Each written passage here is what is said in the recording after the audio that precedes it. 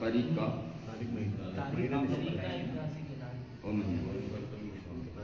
प्रभु श्री राम की तपोभूमि स्वामी कांतानाथ की इस पावन धरा में उपस्थित समस्त सुजाति बंधुओं का, मातृशक्तियों का मैं शीतल तोमर, ग्राम घुमारा, मां शारदा की पावन नगरी से आपका हार्दिक स्वागत, वंदन और अभिनंदन करता हूं।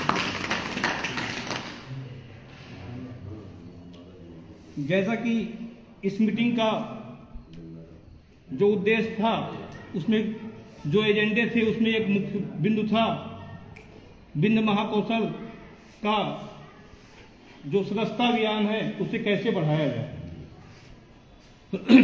इस संगठन का गठन लगभग आज से 5 वर्ष पूर्व हुआ था।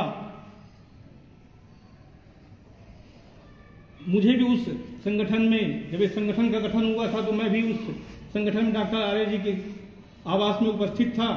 उसके बाद से यह संगठन जिस गति से सोशल मीडिया में सक्रिय रहता है, उस गति से सामाजिक स्तर में आपस में सक्रिय नहीं हो पाया, जिससे इस संगठन का व्यापक विस्तार नहीं हो पाया। क्योंकि वर्तमान में सम्मानित श्री इस कार्यक्रम के आयोजक रामबदन वर्मा जी अध्यक्ष हैं, मुझे पूर्ण विश्वास है कि यह संगठन अपनी गति की ओर बढ़ेगा और उसी का एक परिणाम ये मीटिंग है। सदस्यता अभियान को आगे बढ़ाने के लिए मैं चाहूंगा कि सभी एक रसीद बनाई जाए और अन्य क्षेत्रों में जैसे मैहर हो गया, सतना हो गया, उचहरा हो गया, हर जगह रसीद गड्डियां भिजवाई जाएं और सदस्यता अभियान को बढ़ाया जाए। दूसरा बिंदु है, थोड़ा मेरा स्वास्थ्य खराब है, मेरा सर उस नींद के कारण भारी है, थोड़ा बैठ के बोल सकता हूँ क्या? ये मैं निवेदन करना चाहता हूँ। बैठ के बोलते हैं, टेबलेट खिला देंगे ना, डॉक्टर साहब हैं।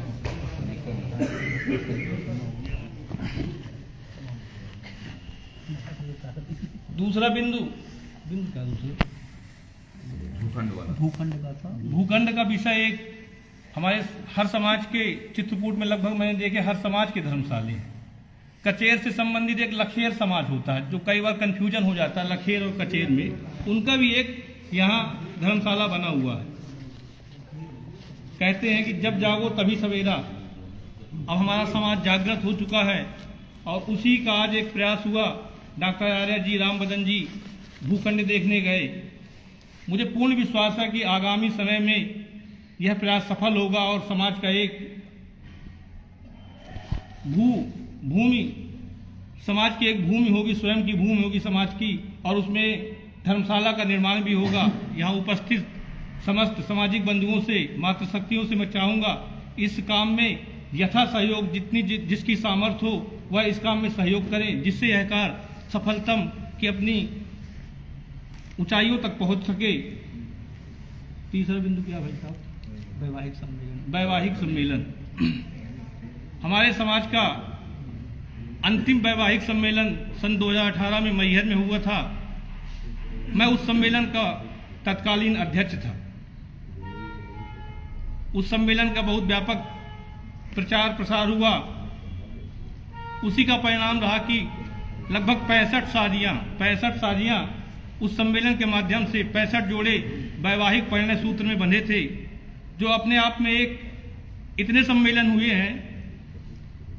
तो कहीं ना कहीं जो सम्मेलन का उद्देश्य रहता है, सम्मेलन का उद्देश्य है कि जो हमारे समाज के ऐसे लोग हैं जो अपने घर से विवाह करने में असफल हैं, जिनकी आर्थिक स्थिति उतनी अच्छी नहीं है, तो सम्मेलन का उद्देश्य तो सफल हुआ, लेकिन उस सम्मेलन में बहुत सारी कमियां रह गई थी। उसके लिए आज मैं इस समाज के सामने क्षमा प्रार्थी हूं, क्योंकि उस सम्मेलन का मैं अध्यक्ष था। बहुत सारी कमियां रह गई थी उस सम्मेलन में। उस सम्मेलन में जगह जगह से कमेटी बनाकर समाज से सहयोग लिया गया था। लगभग 4.5 लाख रुपए अभी भी शेष राशि बची हुई है। मैं चाहता हूं कि वह समिति एक बार पुनः मैहर में सम्मेलन कराना चाहती है। अगर आप लोग थोड़ा थोड़ा सहयोग बना रहे, मानसिक, आर्थिक, जिससे जो सहयोग बन सके, किसी भी कार्यक्रम की सफलता के लिए पैसे भर महत्वपूर्ण नहीं होते, पैसे से हर काम नहीं हो सकता है। उसके लिए मन चाहिए, तन चाहिए। अगर सबसे पहले तो मन की आवश्यकता होती है, जब किसी कार्यक्रम में किसी का मन लग गया उसके बाद तन की आवश्यकता होती है, धन की आवश्यकता तो बाद में होती है।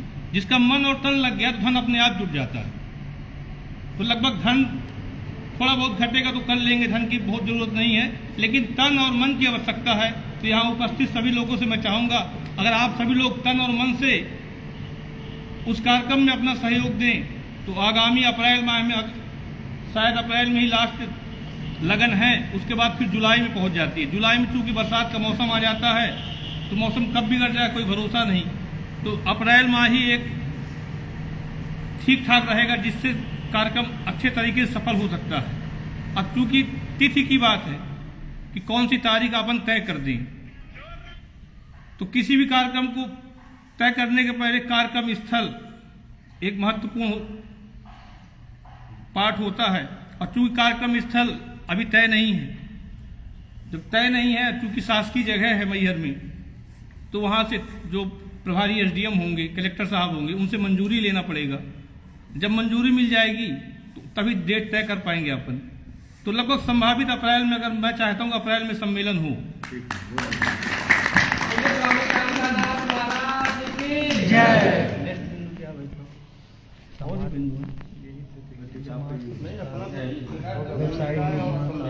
एक महत्वपूर्ण टॉपिक है समाज की विवाह संबंधी वेबसाइट।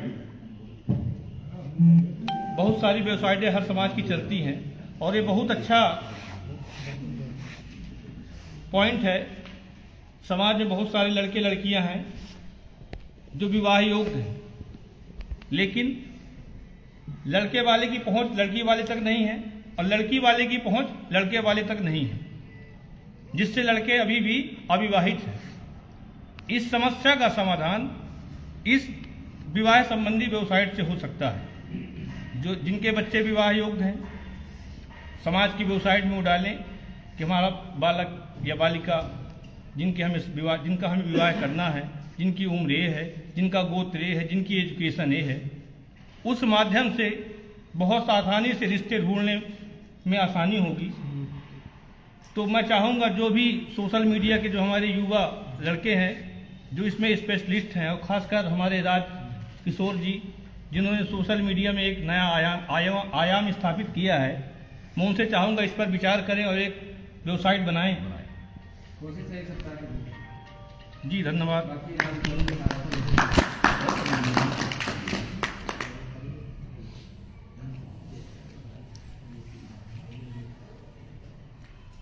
एक महत्वपूर्ण विषय है, मैंने हर समाज में देखा है, चाहे वो सोनी समाज हो, चाहे अग्रवाल समाज हो, चाहे साहू समाज हो, हर समाज का एक महापुरुष है जिनको अपना अनुयायी मानते हैं। चाहे अग्रसेन जी महाराज हो अग्रवाल समाज में, कर्मा देवी साहू समाज में, हर समाज में है, लेकिन अपने समाज का कोई महापुरुष नहीं है। यह एक बहुत ही विचार योग्य बातें हैं। चूंकि मैं भी युवा हूँ, हमारे समाज के यहाँ बुजुर्ग बैठे हैं, सभी लोग आपस में तय करें तो किसी महान पुरुष के नाम से एक जयंती का आयोजन हो, जो वर्ष में एक बार जयंती होती है, और जगह जगह जयंती का आयोजन किया जाए।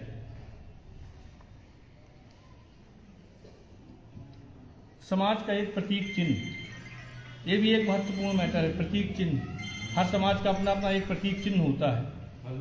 कई बार प्रतीक चिन्ह बने, कहीं श्री राम का, कहीं शिवाजी का। मैं चाहता हूँ एक बार सर्वसम्मत से एक प्रतीक चिन्ह समाज का निर्धारित किया जाए, जिसमें सबकी सहमति हो। बार बार ये क्षेत्रवाद में ना जाए। हाँ, कुछ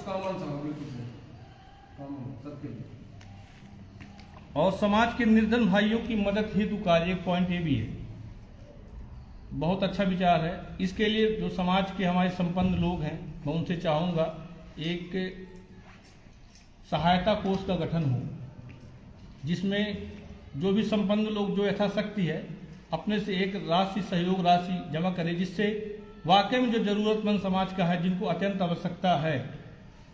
कभी कभी किसी के बच्चे पढ़ने में बहुत होशियार हैं, टैलेंटेड हैं, लेकिन आर्थिक स्थिति मजबूत न होने से वह आगे की पढ़ाई नहीं कर पाते, तो उस दिशा में भी अगर समाज चाहे तो मदद कर सकता है।